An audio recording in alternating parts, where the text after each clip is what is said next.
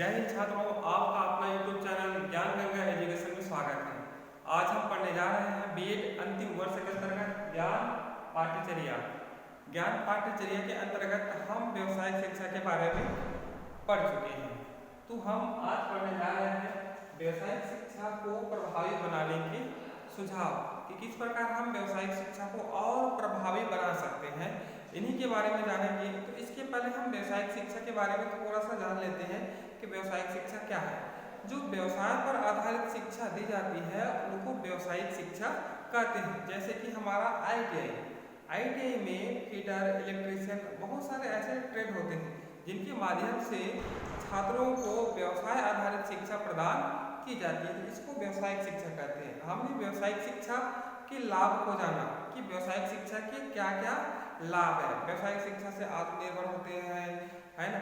बहुत सारे राष्ट्र के जो GDP है, ग्रोथ है, उनको बढ़ाने में जो देश की नागरिक है उनकी बहुत भूमिका होती है। तो इस प्रकार कह सकते हैं कि व्यवसायिक शिक्षा के लाभ भी है, लाभ के साथ साथ उनकी हानि भी है। तो इन सब को हम पूर्व वीडियो में पढ़ चुके हैं। तो आइए हम जानने का प्रयास करते हैं व्यवसायिक शिक्षा को प्रभावी बनाने हेतु सुझाव। तो सबसे पहले आइए देखते हैं आधारभूत संरचना का निर्माण कि किस प्रकार व्यवसायिक शिक्षा को प्रभावी बनाने के लिए आधारभूत संरचना क्या क्या होनी चाहिए। तो इसके लिए बिल्डिंग होना चाहिए, संसाधन होना चाहिए, अनेक प्रकार के सामग्री होना चाहिए, और जो हम व्यवसाय पर आधारित शिक्षा बच्चों को प्रदान कर रहे हैं, है ना, तो वह संसाधन में होना चाहिए। जैसे कि कच्चा सामग्री, पक्का सामग्री, कच्चा माल, है ना। तो ये सब सामग्री होना चाहिए जिनसे बालक अपने हाथों से कर करके, है ना, व्यवसाय के आधार पर, है ना, वो क्या कर सके, कुछ सीख सके। तो इस प्रकार की उपयोगी सामग्री जो आपके क्षेत्रीय स्तर पर मिल जाता है वो सब होना चाहिए।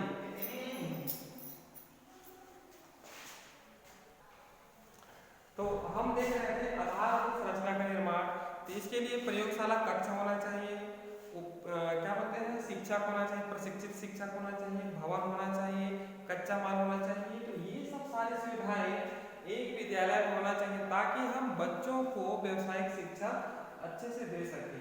तो ये तो पहला हो गया आपका आधारभूत संरचना का निर्माण।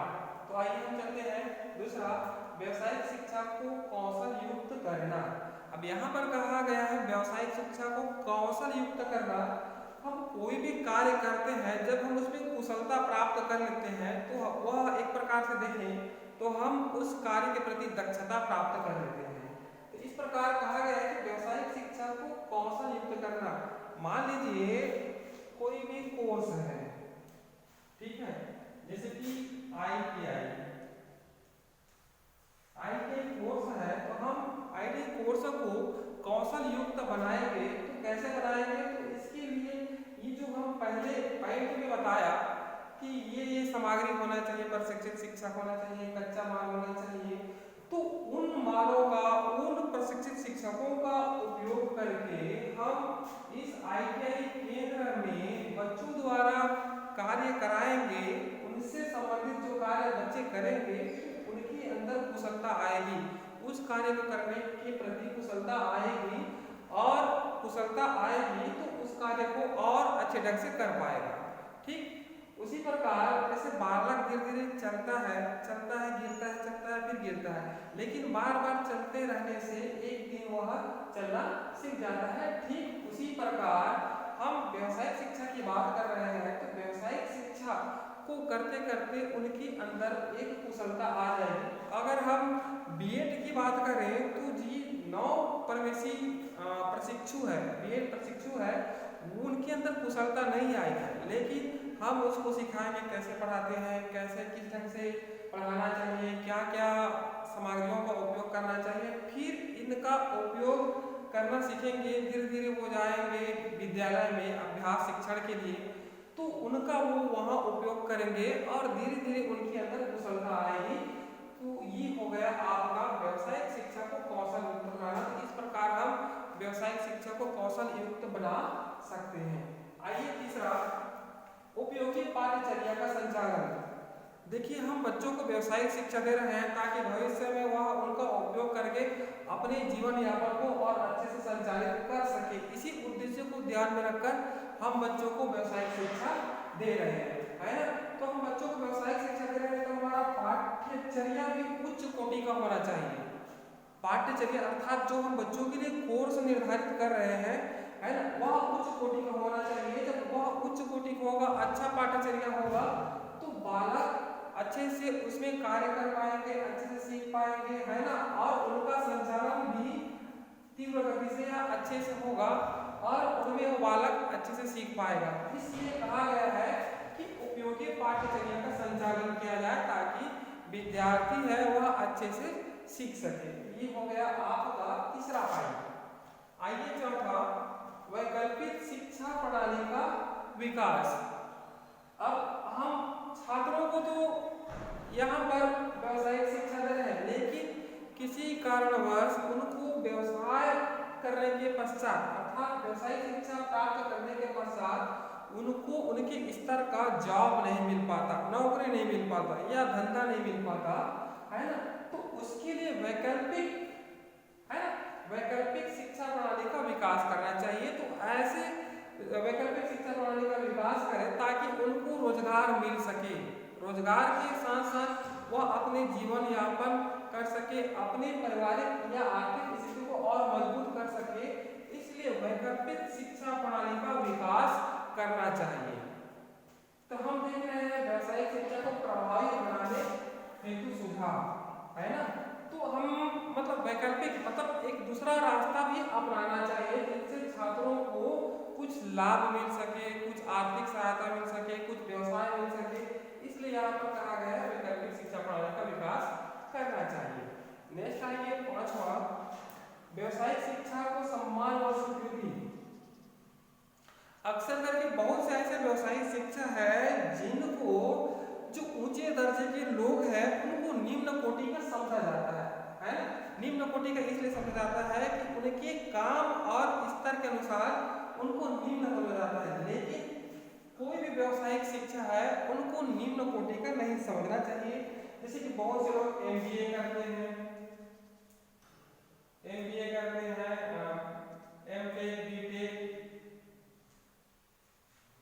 एमटेक, बीटेक, ये बहुत सारे कोर्स करते हैं। ये तो व्यावसायिक शिक्षा के बड़े बड़े कोर्स हैं, ठीक है।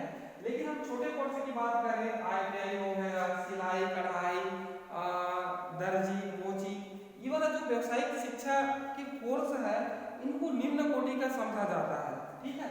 तो ये निम्न कोटि की समझे जाने के कारण वो जो छात्र है जो ये व्यावसायिक शिक्षा प्राप्त कर रहे हैं तो उनके एक प्रकार से देखा जाए आत्मसम्मान को ठेस पहुंचता है ना, जिनसे वह उस व्यवसाय के प्रति अग्रसर नहीं हो पाते।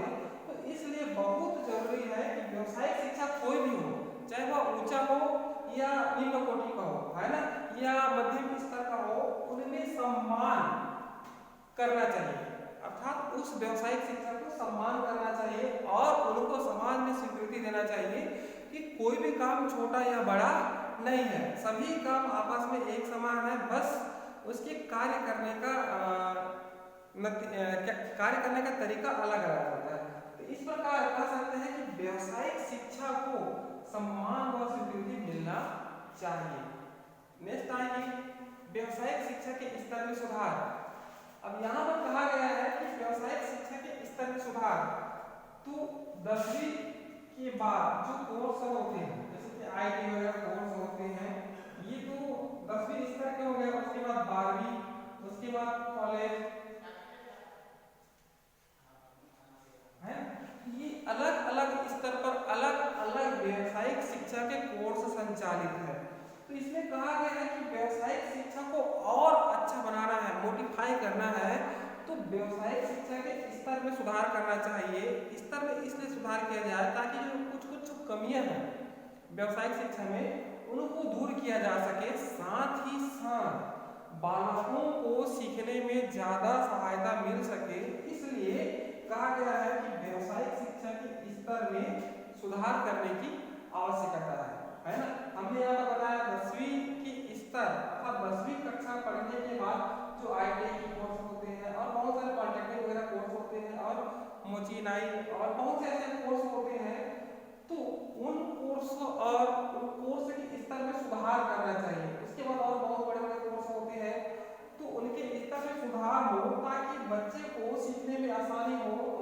आसानी से सीख सके और उनसे संबंधित व्यावसायिक शिक्षा प्राप्त कर सके। इसलिए यह हो गया आपका व्यावसायिक शिक्षा के स्तर में सुधार। इस प्रकार से आप प्रभावी बना सकते हैं। नेक्स्ट आइए, उत्कृष्टता बनाए रखना। अब यहाँ पर कहा गया है उत्कृष्टता मतलब उच्च कोटि का, जो भी व्यावसायिक शिक्षा है उसको उच्च कोटि का बनाया जाए, उनमें और उत्कृष्टता लाई जाए, नवीनता लाई जाए और नए नए उपागमों को उसमें ऐड किया जाए, तो जो व्यावसायिक शिक्षा की उत्कृष्टता है वह बनी रहेगी। आइए नेक्स्ट 8वां, विद्यालय का उद्योग जगत से संबंध। मान लीजिए कोई विद्यालय है, ठीक है, और ये बहुत बड़ा उद्योग है ना, तो इनसे संबंध होना चाहिए। ठीक है, जैसे विद्यालय में कोई भी विद्यार्थी व्यावसायिक शिक्षा प्राप्त कर रहा है, तो व्यावसायिक शिक्षा प्राप्त करने के पश्चात है ना, यहाँ आकर के वह अपना रोजगार प्राप्त कर सके। ठीक है, इस प्रकार इस विद्यालय का उद्योगों से संबंध होना चाहिए।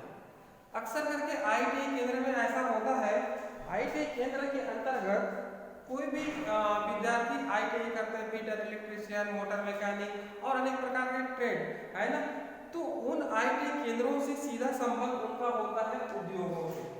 ठीक है, ये उद्योगों से होने के कारण ये उद्योग, ये जब बच्चे सीखते हैं विद्यालय में या ITI केंद्र में सीखते हैं, तो ये उद्योग वाले यहाँ आते हैं और योग्य और होनहार छात्रों को, जिनके अंदर कौशल और दक्षता है, उन छात्रों को कंपनी में बुला लिया जाता है और उनके योग्यता के अनुसार उनको जॉब दिया जाता है, नौकरी दिया जाता है। तो इस प्रकार संबंध होना चाहिए विद्यालय का किससे, उद्योगों से। तो यहाँ पर वही कहा गया है, विद्यालय का उद्योग जगत से संबंध होना चाहिए। अर्थात कह सकते हैं कि ऐसे और अनेक प्रकार के कोर्स होते हैं, आपने सुना होगा अप्रेंटिस।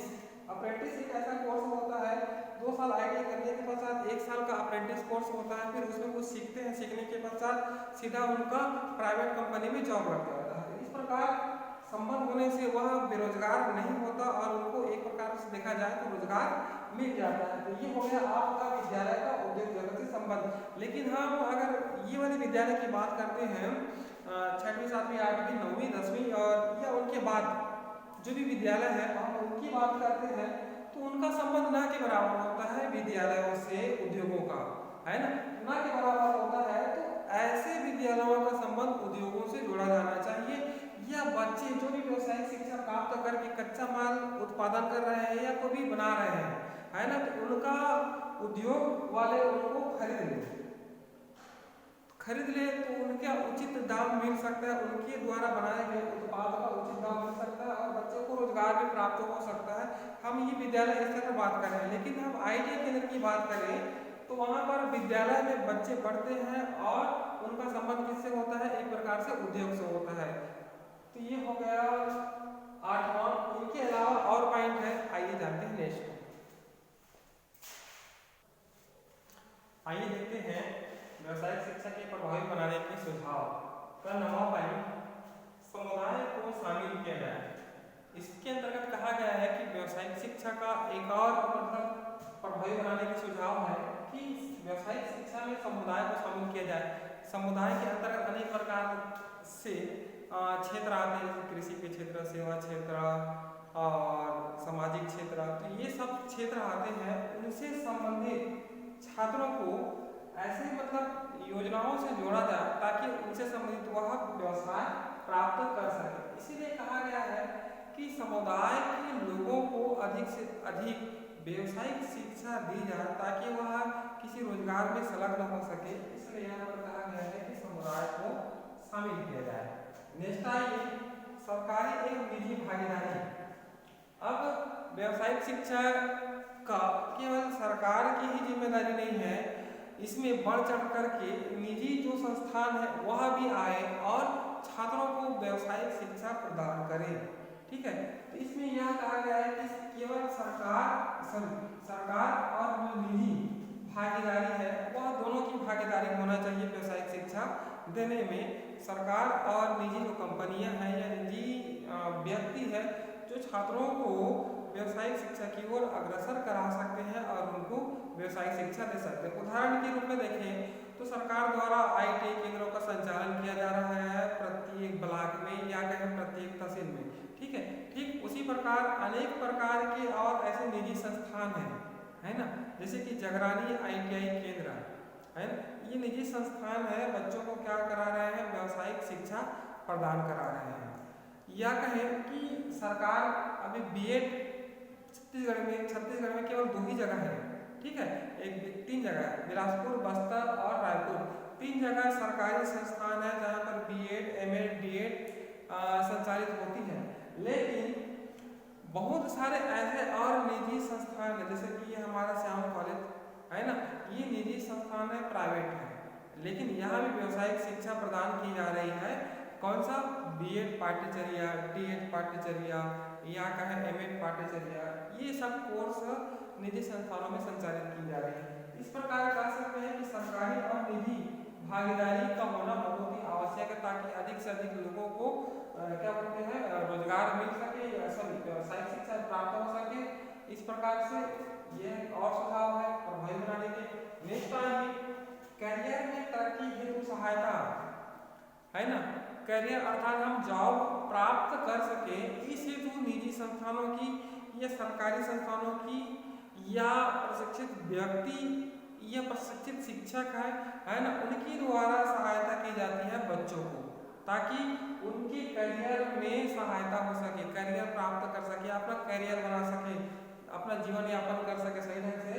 इसलिए तरक्की हेतु सहायता प्रदान करना, ठीक है। नेक्स्ट आइए विद्यालय संसाधन का उपयोग। अब हमने इसके पहले पैड में पढ़ा कि विद्यालय संसाधन अर्थात वहाँ पर कमरा होना चाहिए, वहाँ पर प्रयोगशाला होना चाहिए, वहाँ पर कच्चा माल होना चाहिए, अनेक प्रकार के प्रशिक्षित शिक्षकों होना चाहिए विषय से संबंधित। तो इस प्रकार जितने भी मतलब विद्यालय में उपलब्ध संसाधन है उनका समुचित उपयोग करना चाहिए। 13 ये प्रवेश की आयु सीमा का निर्धारण, ये बहुत ही अच्छी बात है। प्रवेश की आयु सीमा का निर्धारण, पहले व्यवसायिक शिक्षा में 5वीं पास व्यक्ति को दिया जाता है, उसके बाद 8वीं कर दिया, अब उसके बाद 10वीं कर दिया, ठीक है। जो व्यक्ति 10वीं पास वही व्यवसायिक शिक्षा प्राप्त कर सकता है, लेकिन कहीं कहीं पर 8वीं पास व्यक्ति को भी व्यवसायिक शिक्षा में ले लिया जाता है और वह व्यवसायिक शिक्षा प्राप्त करता है। इस प्रकार कह सकते हैं कि प्रवेश की आयु का निर्धारण किया जाए, है ना, लगभग 16 साल की होने चाहिए, बालक 16 साल की बाद के होने चाहिए या कहें 16 साल की उम्र तक होने चाहिए, उसके बाद उनको व्यवसायिक शिक्षा देना चाहिए। इसके पहले अगर देंगे तो उनके हाथ मजबूत नहीं रहते, है ना, काम को इधर उधर कर सकते हैं, इसीलिए कहा गया आयु सीमा का निर्धारण होना चाहिए। नेक्स्ट आइए हुनर केंद्रों के रूप में संचालन। अब हुनर केंद्रों के रूप में संचालन करने के लिए हम प्राथमिक स्तर पर, ठीक है, प्राथमिक स्तर पर बच्चों को हुनर केंद्र अर्थात बच्चों को क्या क्या अति पसंद है, क्या करना पसंद है, क्या करना उनको अच्छा लगता है, उनकी हुनर के अनुसार उनको उस व्यवसाय में संलग्न किया जाए, इसलिए हुनर केंद्रों की संचालन किया जाए, ठीक है। अगर हम चाहें तो प्रत्येक स्कूलों में भी हुनर केंद्र स्थापित कर सकते हैं, आगे चलकर उनके हुनर के हिसाब से वह व्यवसायिक शिक्षा प्राप्त कर सकते हैं, इसलिए हुनर केंद्रों का संचालन किया जाए।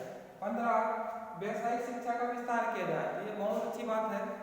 जो हम व्यवसायिक शिक्षा अभी वर्तमान में बहुत सारे व्यवसायिक केंद्र खुले हुए हैं, वहाँ पर व्यवसायिक शिक्षा दी जाती है, तो उन व्यवसायिक शिक्षा का विस्तार किया जाए। तो कहने का प्रया है कि विदेशी और संस्थान भारत में आकर के व्यवसायिक केंद्र खोल सकते हैं। इनके अलावा और नए ट्रेडों को लाया जाए, नए ट्रेडों को लाया जाए और उनसे संबंधित रोजगार बच्चों को दिया जाए। अब इसके पहले जब मोबाइल ले आए थे तो मोबाइल बनाने का कहा जाए व्यवसायिक शिक्षा नहीं खोला था, लेकिन आजकल मोबाइल बनाने का भी व्यवसायिक शिक्षा खुल गया है ना। उसमें मोबाइल से संबंधित आप व्यवसायिक शिक्षा प्राप्त करके किसी जगह मोबाइल दुकान खोल सकते हैं, आत्मनिर्भर बन सकते हैं। तो इस प्रकार कहा गया है कि व्यवसायिक शिक्षा का विस्तार किया जाए। है ना। पहले कंप्यूटर का कोर्स संचालित नहीं था, लेकिन आज अनेक प्रकार के कंप्यूटर कोर्स, DCA, PGDCA या बहुत से ऐसे मतलब कोर्स उपलब्ध है कंप्यूटर से संबंधित। हम उनको बनाने की कोर्स भी करते हैं, पढ़ने की कोर्स करते हैं, ताकि हम बनाने के रोजगार प्राप्त कर सकें, पढ़ाने के रोजगार प्राप्त कर सकें। इस प्रकार व्यवसायिक शिक्षा का विस्तार किया जा रहा है और किया जाने से क्या किया जाता है, व्यवसायिक शिक्षा को और प्रभावी बना सकते हैं। ये हो गया आपकी सुझाव।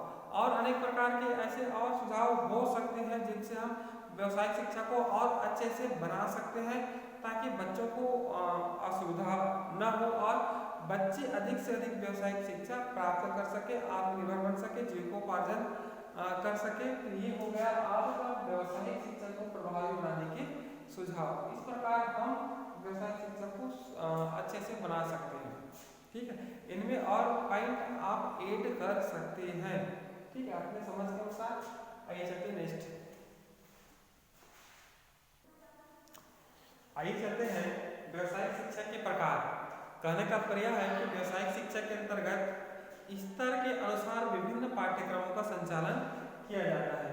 तो आइए देखते हैं पहले प्रमाण पत्र पाठ्यचर्या या कहें प्रमाण पत्र कोर्स। तो ये लगभग 3 माह से 2 वर्ष का कोर्स होता है। ठीक है, 3 माह से 2 वर्ष का कोर्स होता है। उदाहरण के लिए ITI है ना, ये 2 वर्ष का कोर्स होता है, 1 वर्ष का कोर्स होता है, कोई 3 माह का भी होता है, कोई 6 माह का भी होता है। तो ये हो गया प्रमाण पत्र पाठ्यचर्या या प्रमाण पत्र कोर्स। आइए चलते हैं दूसरा, डिप्लोमा पाठ्यक्रम। ऐसे पाठ्यक्रम जो 12वीं के बाद संचालित होती है, अर्थात 12वीं करने के पश्चात बहुत सारे ऐसे डिप्लोमा कोर्स है, जैसे कि DED। ठीक है, तो इस प्रकार के कोर्सों को डिप्लोमा पाठ्यक्रम कहते हैं। ठीक है, आइए चलते हैं नेक्स्ट, स्नातक कोर्स। कॉलेज करने के पश्चात जैसे कि BE, BTech इस प्रकार के कोर्स होते हैं, उनको कहा जाता है स्नातक कोर्स। BE, BTech और बहुत सारे और हैं। चौथा, स्नातकोत्तर कोर्स, अर्थात स्नातकोत्तर MSc, MA है, इनके समतुल्य जो कोर्स होते हैं उनको कहा जाता है स्नातकोत्तर कोर्स। उदाहरण के लिए MTech, MS आदि। पांचवा है शोध। ठीक है, शोध एक ऐसा सब्जेक्ट है, अनुसंधान जिनको बोलते हैं, इनके द्वारा किसी निश्चित विषय पर विद्यार्थी द्वारा शोध कार्यक्रम किया जाता है। ठीक है, शोध कार्यक्रम करने के पश्चात उनको एक प्रकार से देखिए तो नवीन ज्ञान की प्राप्ति होती है, इसलिए उनके द्वारा शोध किया जाता है, जिनको अंग्रेजी में कहा जाता है PhD वाले कोर्स है ना। बहुत सारे कोर्स होते हैं। ये हो गया आपका शोध। तो इस प्रकार हम देखिए व्यवसायिक शिक्षा कहाँ कहाँ पर या किस किस स्तर पर दी जाती है। ये तो 10वीं लेवल पर दी जाती है, ये 12वीं लेवल पर, स्नातकोत्तर लेवल पर BE, BTech है ना। आजकल B फार्मा में है, B फार्मा और B फार्मा है, स्नातकोत्तर लेवल पर M फार्मा है। और ये जो पांचवा है शोध है ना, किसी निश्चित विषय पर हम क्या करते हैं, शोध करते हैं, अनुसंधान करते हैं। और आपको पता ही है कि नई शिक्षा नीति के अनुसार एक अन्य विषय भी जोड़ा गया है, शोध। वो शोध वाला कोर्स भी आप कर सकते हैं। व्यवसायिक शिक्षा के प्रकार के एक प्रकार से देखा जाए तो स्तर है, इन स्तरों में अलग अलग प्रकार के कोर्स संचालित है जो व्यवसायिक शिक्षा से संबंधित है। इन कोर्सों को करके व्यवसायिक शिक्षा प्राप्त कर सकते हैं। ये हो गया आपका आज का इतना। तब तक के लिए धन्यवाद। अगर कहीं पर कुछ समझ में ना आए तो कमेंट करिए कि ये वाला पॉइंट समझ में ना आया। ठीक है, धन्यवाद।